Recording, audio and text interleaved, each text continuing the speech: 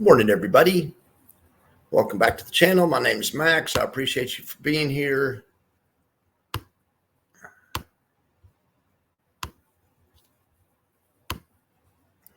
All right, let's start with the little Defiance, see what's going on.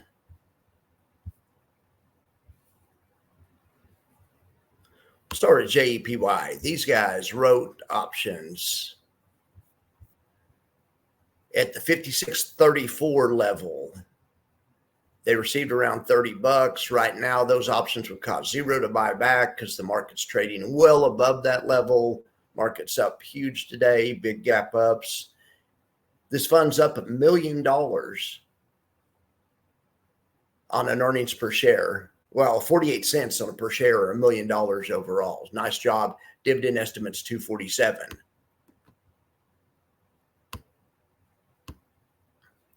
Triple QY, these guys wrote options in the 19,416 level. Right now, the market's well above that.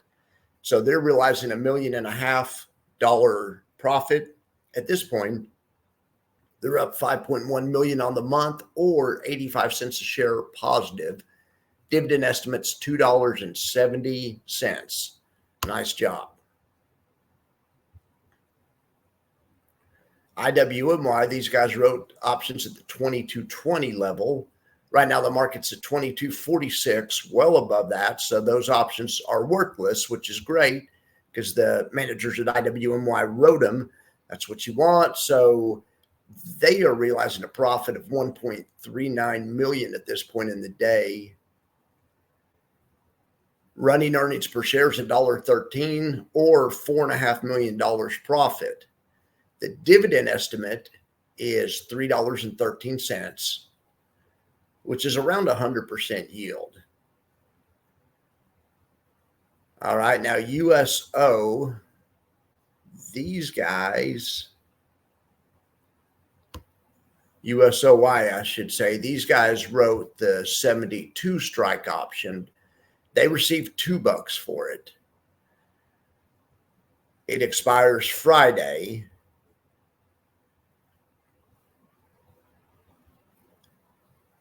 If they get it, right now it's full profit because oil's up also. It would make these guys 25 cents a share positive on the earnings per share basis.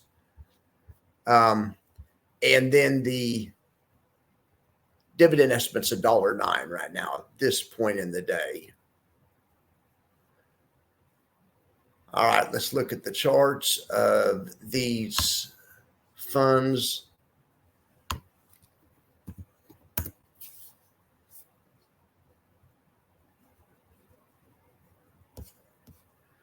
Look at this SPX. I mean, huge gap up. It's so far the gap's holding and it's on the high of the day. Nice job. It's in any event, you can see it's well above the profit box. They wrote a lot of it intrinsic. That green amount's a way more than usual amount of intrinsic. They didn't catch how much extrinsic, but maybe they probably, or that's definitely what the managers did. They wrote this as far in the money as they could, I'm sure. And you can see it right there between the intrinsic and extrinsic split. So they wrote it, as far as they dared in the money.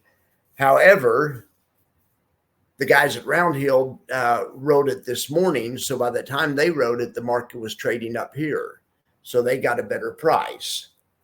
And that's in it, that's just what happens when a gap's up in the morning. The guys at Round Hill also get a worse price when a gap's down in the morning. It's important to remember they haven't invented a free money machine, but it's you can, in August, Round Hill had a hell of a month. Okay. Remember that Round Hill had a historic month. It was beating the SPY. I think it still is, but part of the reason is, or the reason is because of an outlier amount of gap up days, especially compared to gap down days. I don't think we've had any, and we've had many gap up days. And in other words, since we made the bottom in August, we haven't had any gap down days in the SPX, but tons of gap up days. So anyway, that's a path dependency that Round Hill is benefiting from mightily. So that's great. All right, so now let's look at NASDAQ. You can see them. They're also well above their profit box. And then we can look at Russell, which is what IWMY trades. And they aren't as wildly, they didn't have as, as big of well, they did have a little gap from the close, but they didn't even gap out of yesterday's range.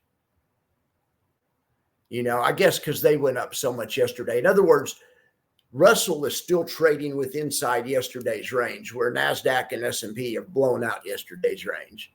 So Russell's a little bit weaker today. It was a little bit stronger yesterday.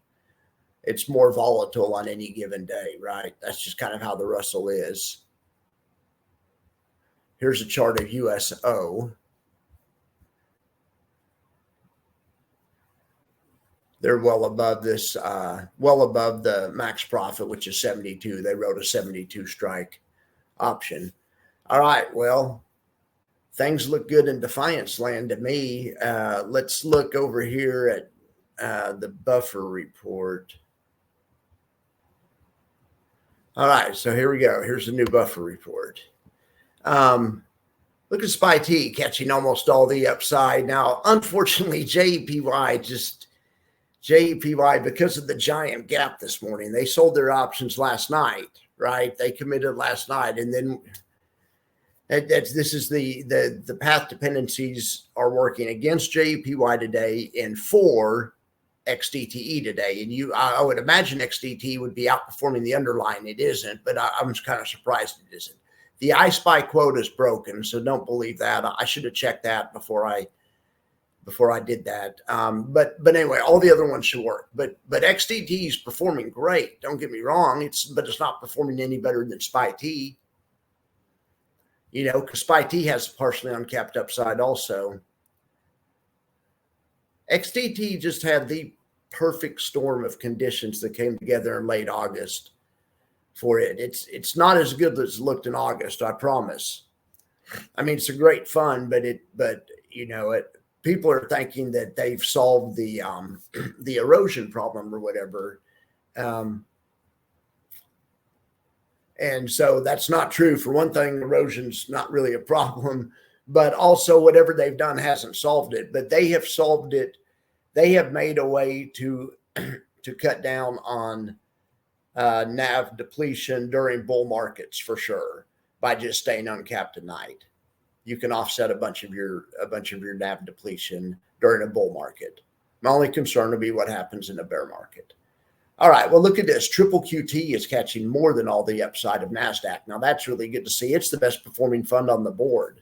I really like that. That is really good. Look, so triple or QDTE. Okay, yeah. Triple QT is even outperforming QDTE, and QDT is doing great as well. It's catching about 90% of the upside. You could see the old world funds, the funds that are fully capped, like YMAG. GPIQ is fully capped. It's a good fund, though. All these other funds are fully capped, JEPQ, but they make up for it in other ways. They have different ways of combating, of growing their NAV. ULTY killing it today. That's nice to see. See what else is going on down here. And of course, YBTC up 3. So Beto's up like 5 or something. Look, Maxi's outperforming Beto. All right. Well, we brought back the buffer report. All right, guys. I appreciate you for being here. I'll be back later with more. See ya.